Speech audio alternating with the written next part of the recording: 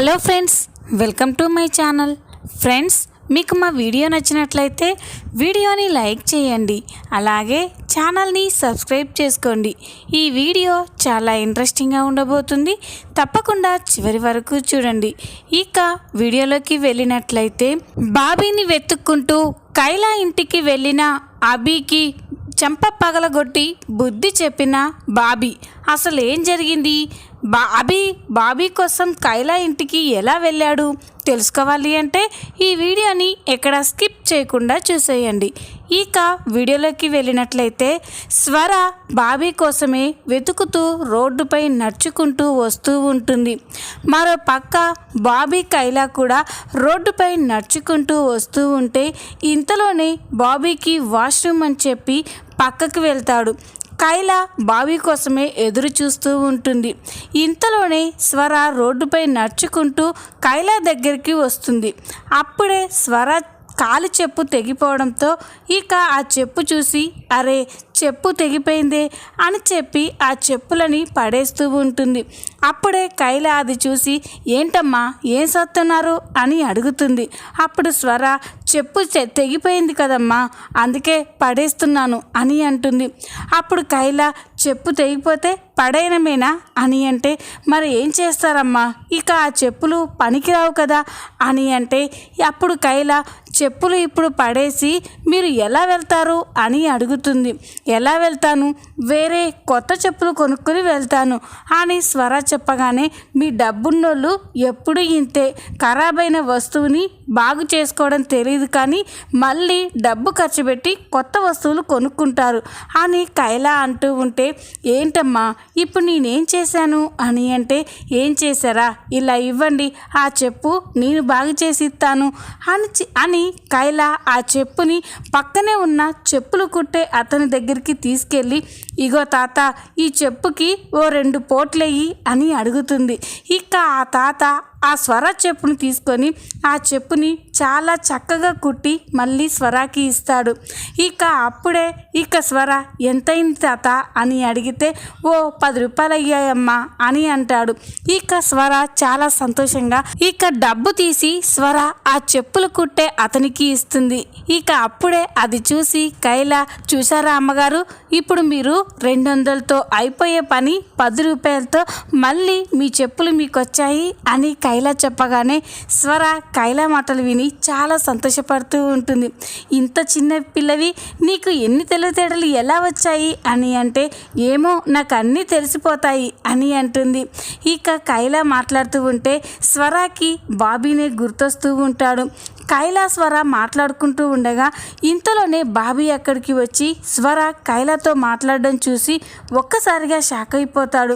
ఇక వెంటనే, ఈవిడేంటి కైలాతో మాట్లాడుతుంది, ఇప్పుడు కైలా నేను తనతోనే ఉన్నానని చెప్పేస్తే నా పరిస్థితి ఏంటి, మళ్ళీ అబ్బాయి నన్ను తీసుకెళ్ళి చంపేయాలనుకుంటాడు అని బాబీ కంగారు పడుతూ ఉంటాడు. ఇక స్వర, ఏంటమ్మా నువ్వు ఇక్కడ ఎవరి కోసం చూస్తున్నావు అని అంటే, కైలా నేను మా దోస్తు కోసం చూస్తున్నానమ్మా అని అంటుంది. ఇక వాళ్ళలా మాట్లాడుకుంటూ ఉంటే ఇంతలోనే స్వరాకి, అరే ఈ అమ్మాయితో మాటల్లో పడి నేను వచ్చిన విషయమే మర్చిపోయాను, బాబీ ఎక్కడున్నాడో ఎలా ఉన్నాడో వెతకాలి అని స్వర కైలాతో, సరేనమ్మా ఇక నేను వెళ్తాను, నాకు పనుంది అని చెప్పి స్వర అక్కడి నుంచి వెళ్ళిపోతుంది. స్వర వెళ్ళిపోయిన తర్వాత బాబీ కైలా దగ్గరికి వస్తాడు. ఇక కైలాతో, ఏంటి కైలా, ఎవరావిడ, ఎందుకు ఆవిడతో మాట్లాడుతున్నావు అని అంటే, అప్పుడు కైలా, ఏమో డాషు నాకు కూడా తెలీదు, తన చెప్పు తెగిపోతే ఇక్కడ నేను కుట్టించి హెల్ప్ చేశాను, అలా మాట్లాడుతూ ఉన్నాం. అవును డాషు, నువ్వు కాస్త ముందొచ్చుంటే ఆ మేడం ద్వారా మనకేదైనా హెల్ప్ దొరికేదేమో అని కైలా అంటుంది. అప్పుడు బాబీ, హెల్ప్ కాదు కైలా, ఇంకా చాలా ప్రాబ్లంలో పడేవాడిని అని బాబీ మనసులో అనుకుంటాడు. సరే కైలా పద ఇంటికి వెళ్దాం, ఇంటి దగ్గర మీ అమ్మగారు మన కోసం ఎదురు చూస్తూ ఉంటారు అని ఇక కైలా బాబీ ఇంటికి వెళ్తారు. ఇది ఇలా ఉండగా మరో పక్క ఝాన్సీ ఇంట్లో ఉండి అభి గురించే ఆలోచిస్తూ ఉంటుంది. ఈ అభి ఎక్కడికి వెళ్ళిపోయాడు, బాబీగాడి కోసం వెతకడానికి వెళ్ళాడు. కొంపదీసి బాబీగాడు దొరికాడా ఏంటి, బాబీగాడు కానీ అభికి దొరకాలి ఇక కథ మళ్ళీ మొదటికి వస్తుంది. ఫోన్ చేస్తే లిఫ్ట్ చేయడం లేదు. ఎక్కడికి వెళ్ళాడు ఈ అభి అని ఝాన్సీ టెన్షన్ పడుతూ ఉంటే ఇంతలోనే అభి ఇంటికి వస్తాడు.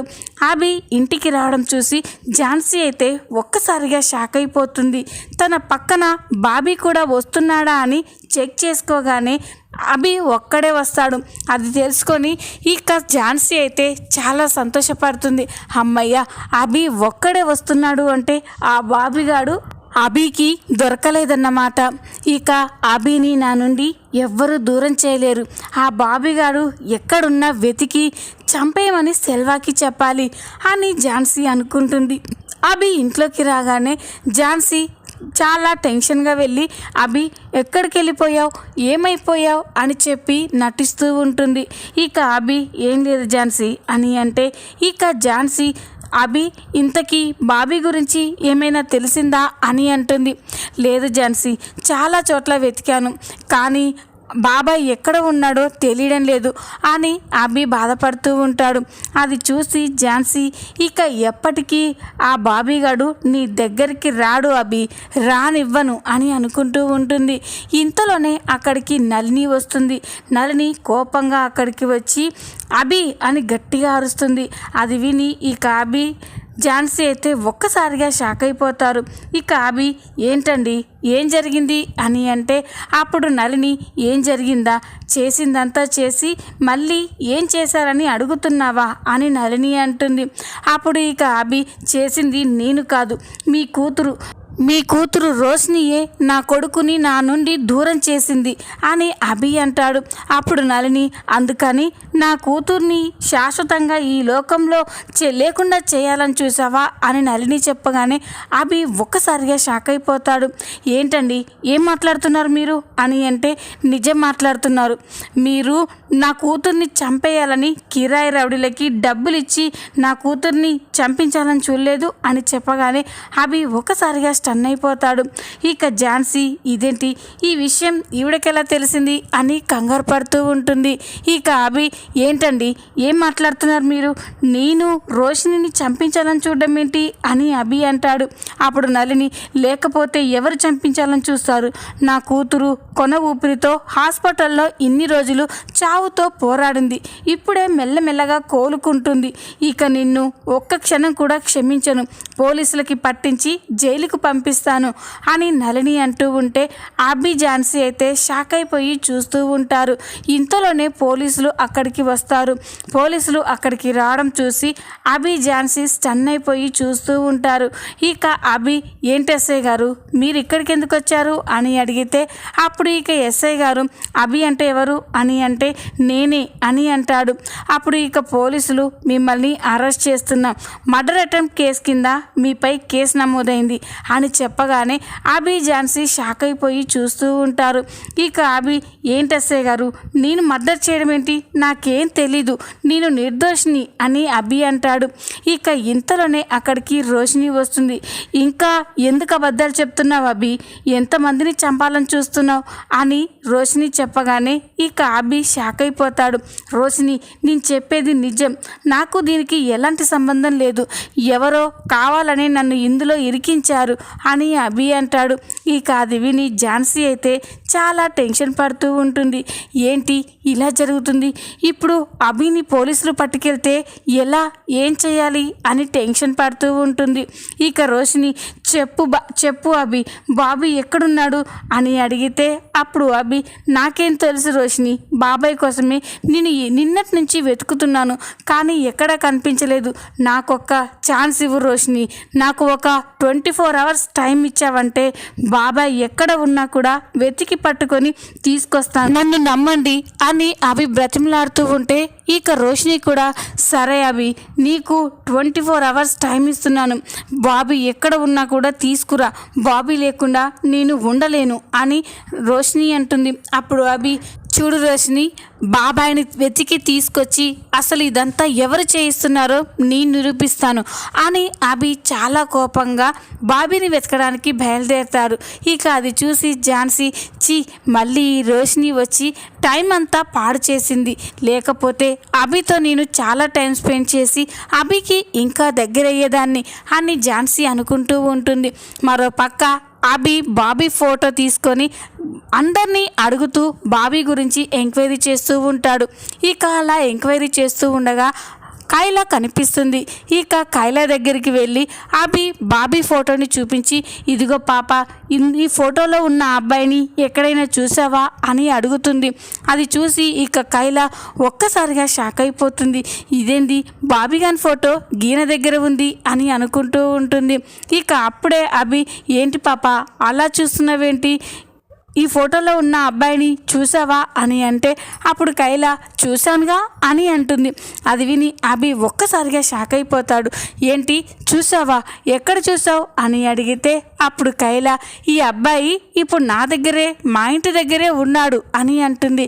ఇక అభి చాలా సంతోషపడుతూ, సరే నన్ను అక్కడికి తీసుకెళ్ళు అని అంటే ఇక కైలా, ఇంతకీ నువ్వెవరు అని అడుగుతుంది. అప్పుడు అభి, నేను ఆ అబ్బాయి కన్న తండ్రిని అని చెప్పగానే కైలా ఒక్కసారిగా స్టన్ అయిపోతుంది. ఏంటి, మీరు ఆ అబ్బాయి కన్న తండ్రా అని అంటే అప్పుడు అభి, అవునమ్మా, నా కొడుకు ఎక్కడున్నాడో చూపించు అని కైలాతో అంటాడు. ఇక కైలా బాబీ చెప్పిన మాటలన్నీ గుర్తు చేసుకుంటుంది.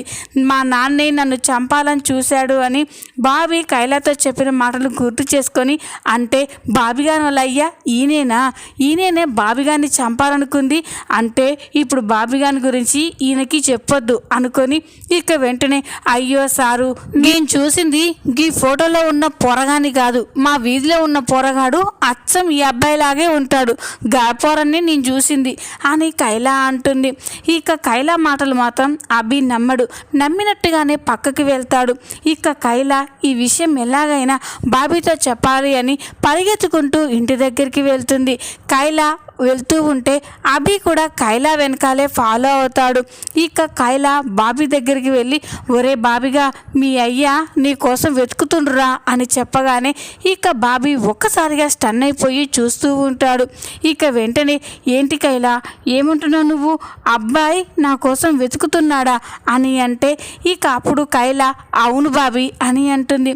ఇంతలోనే అభి అక్కడికి వచ్చి బాబీ అని పిలుస్తాడు. ఇక అభి అక్కడికి రావడం చూసి బాబీ కైలా ఒక్కసారిగా స్టన్ అయిపోతారు. ఇక బాబీ అయితే స్టన్ అయిపోయి చూస్తూ ఉంటాడు. అభి బాబీని చూసి ఎమోషనల్ అయిపోయి బాబాయ్ అని కంటతడి పెడుతూ ఉంటే ఇక బాబీ కూడా చాలా ఎమోషనల్ అయిపోతాడు.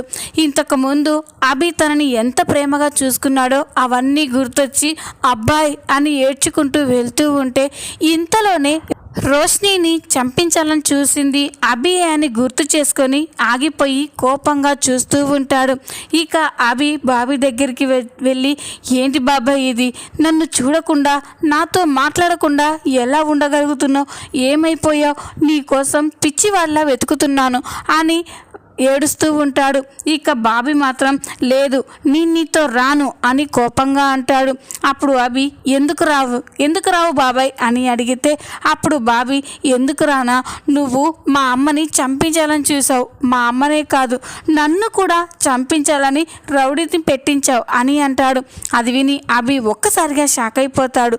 ఏంటి బాబాయ్, నిన్ను చంపించాలనుకోవడం ఏంటి, నువ్వు నా ప్రాణం బాబాయ్, నేను అలా చెయ్యను అని అంటాడు. అప్పుడు బాబీకి చాలా కోపం వచ్చి వెంటనే ఇక అభి చెంప పగలగొడతాడు. అది చూసి అభి ఒక్కసారిగా స్టన్ అయిపోయి చూస్తూ ఉంటాడు. చూడబ్బాయ్, నువ్వేంటో నాకు బాగా అర్థమైపోయింది, నువ్వే రౌడీకి డబ్బులు ఇచ్చి నన్ను అమ్మని చంపించమని తోలావు, నేను అమ్మ చచ్చిపోతే నువ్వు జానుతో కలిసి ఉండొచ్చని ప్లాన్ చేసావు కదూ అని ఇక బాబీ ఏడుస్తూ ఉంటాడు. బాబీ ఏడుస్తూ ఉంటే ఇక అభి అయితే షాక్లో ఉండిపోతాడు. ఇక బాబీ, చూడబ్బాయ్, మా అమ్మకి కానీ ఏదైనా జరిగింది అంటే నేను నిన్ను వదిలిపెట్టను, నిన్ను క్షమించను అని బాబీ అంటూ ఉంటే ఇక అభి అయితే ఏడుస్తూ చాలా బాధపడిపోతూ ఉంటాడు. ఈ విధంగా బాబీ అభి చెంప పగలగొట్టబోతున్నాడు. ఈ వీడియో కనుక మీకు నచ్చినట్లయితే లైక్ చేయండి, సబ్స్క్రైబ్ చేసుకోండి. Thanks for watching.